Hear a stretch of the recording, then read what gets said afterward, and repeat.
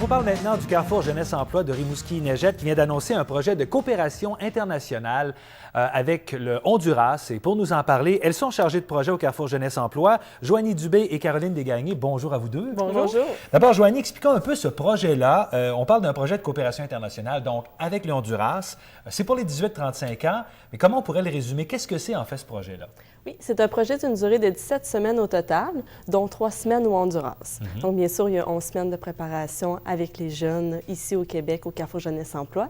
Donc, c'est un projet qui est financé par Emploi Québec, les Offices Jeunesse internationaux du Québec, le Carrefour Jeunesse Emploi, et en collaboration avec Marémonde, qui est un partenaire au niveau de la coopération internationale. On parle des 18-35 ans, mais on parle d'une clientèle assez particulière. Ce n'est pas toutes les personnes de 18-35 ans qui sont admissibles à faire ce stage. Tout à fait. Donc, c'est des jeunes qui ne font pas, qui soient aux études, ni à l'emploi. Donc, c'est des jeunes, justement, le but du projet, c'est vraiment les rattacher à un projet de vie. Donc, soit le retour sur le marché du travail ou en formation. Parce qu'il y aura certaines étapes, entre autres, bon, on est en plein recrutement des participants. Il y aura ensuite une première phase parce que du mois d'avril au mois de juin, avant de se préparer pour le voyage, Caroline, il y aura un peu de développement personnel. On va se préparer finalement pour le voyage. Oui, exactement. Bien, la phase 1, c'est la phase de préparation au stage. Oui. C'est une phase où on va développer certaines habiletés personnelles. Quand on parle de tout ça, on peut parler de communication avec les proches, d'hygiène de vie, de gestion de budget, gestion des saines habitudes de vie, dans le fond, pour être bien préparé, puis faciliter aussi le stage au Honduras, mais aussi faciliter le retour à l'emploi ou aux études par la suite. Et on va pratiquer un peu d'espagnol aussi. Oui, il y a quelques heures de cours qui sont prévues. Il y a des heures de cours d'espagnol qui sont prévues, puis aussi une démarche en orientation professionnelle, question de définir c'est quoi le domaine d'études ou l'emploi qui nous allumerait pour plus tard. Par le passé, vous avez déjà fait vous-même des stages coopératifs. À quoi on s'attend? Qu'est-ce qu'on va leur faire faire là-bas? Ce ne sont pas des vacances au Honduras. Ils ont du travail, ils ont du pain sur la planche là-bas. Oui, dans le fond, on va aider une communauté là-bas au Honduras. Ça va être sûrement des tâches agricoles, plutôt agricoles, des travaux manuels, dépendamment des besoins de la communauté, mais aussi dépendamment de ce qui intéresse les jeunes qui vont partir avec nous. Donc, là-bas, on va être supervisé par une personne qui est accompagnatrice de Marémonde, qui est bilingue français et espagnol. Donc, ça va faciliter certaines choses.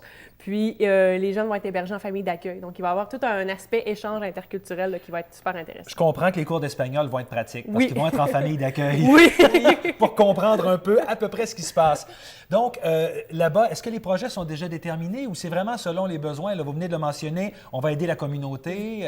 Oui, exactement. On va aider une communauté rurale, là, tout près de la capitale, Tegucigalpa. Puis, ça va être en fonction vraiment des besoins de la communauté là-bas. Et comme on en parlait, Joanie, ils vont développer certaines aptitudes là-bas, mais ensuite, quand il y aura le retour du stage, on parle vraiment d'une remise en question parce qu'il doit y avoir un but, parce qu'on parle de gens qui ne sont pas aux études, qui sont sans emploi présentement.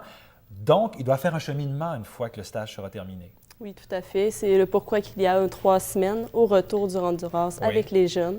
Donc, pour voir où ce qu'il en est avec leur projet. Donc, soit un retour aux études qui c'est à l'automne cette année ou le marché du travail. Donc, on va les aider. C'est certain que c'est un projet de 17 semaines, mais on va les suivre, bien sûr, les semaines qui vont suivre. On a de la place pour combien de personnes dans ce stage? 8 jeunes. 8 jeunes, 18 à 35 ans. Et est-ce qu'on a besoin de certains prérequis? Là? Parce que là, on est un peu en période d'inscription, en période de recrutement.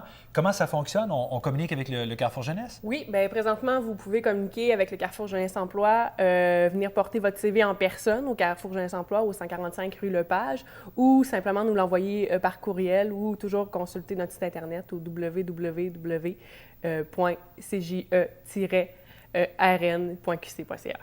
Rendez-vous au bureau, c'est encore plus facile Oui, de noter tout ça. Mais en attendant, est-ce que ce sont les 8 premiers ou sinon on va faire une sélection si jamais vous en avez beaucoup? Bien sûr qu'il y a des entrevues qu'on va passer après le 19 mars. Donc, selon l'intérêt et selon aussi la démarche, parce qu'il faut comprendre qu'il y a une démarche personnelle, il y a une démarche de retour sur le marché du travail ou de retour aux études qui va se faire. Alors ce n'est pas, et on le mentionnait, ce n'est pas des vacances au soleil qu'on va offrir à ces gens-là. Il y a vraiment une démarche importante.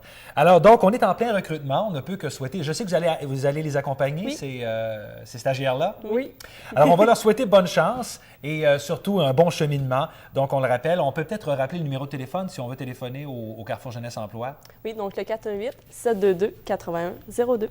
Et voilà. Et on va leur souhaiter bon voyage et surtout bonne chance avec l'espagnol. Je pense qu'ils en auront un peu besoin. Merci beaucoup à vous deux. Merci beaucoup. Et nous, on va se quitter avec un peu de musique. Vous savez qu'en pleine semaine de relâche, il y a de la musique sur la Côte-Nord. Les Petites Tounes, c'est un groupe très humoristique, mais qui fait aussi de la musique pour les jeunes. C'est un spectacle jeune public. Le groupe est en spectacle cet après-midi à 14h à la salle Jean-Marc Dion de Sept-Îles. Donc, il vous reste à peu près 15 minutes pour courir là-bas. Sinon, demain 19h au sous-sol de l'église de Havre-Saint-Pierre, vendredi 18h30 au Café-Théâtre Graffiti de Port-Cartier et samedi à 14h au Centre des Arts de Bécomo. On les écoute pour terminer l'émission et nous, on se retrouve demain 13h30.